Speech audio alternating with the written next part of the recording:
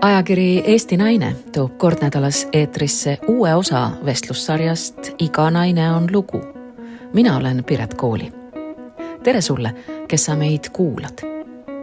Mu tänane külaline on rääkinud juba palju, kuid sellist intervjuud ei ole ta varem andnud, sest nüüd on ta ema, abikaasa ja naine, kes elab päris elu päris maailmas.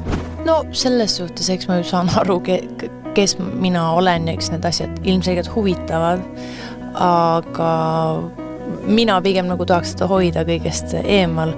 Seda päris maailm on ikkagi see, et ma olen tema ema, ma ei ole nagu Liis Lemsalu, ma olen lihtsalt Liis, ma olen ta emme, ma toimetan temaga, teen talle süüa, me veedame koos aega, et see on nagu see päris elu tegelikult. Ja kuidagi mulle meeldib tegelikult see, et minus on tulnud see enesekindlus ja ma arvan, et ka lapse saamine kuidagi väga luksutas paika mu mingisuguse moraalse kompassi. Et ma ei võta tõesti enam nii südamesse mingisuguseid triviaalseid asju. Mul ei ole aega selleks. Mul on laps, mul on sõbrad, mul on abikaasa, kellele ma tahan oma aega jaotada. Ehk siis mul ei ole aega tegeleda nagu müraga või ma ei tahagi tegeleda. Ehk siis ma arvan, ma olen küll sellest nagu hea tüdruku sündroomist nagu mõnusalt paika loksunud.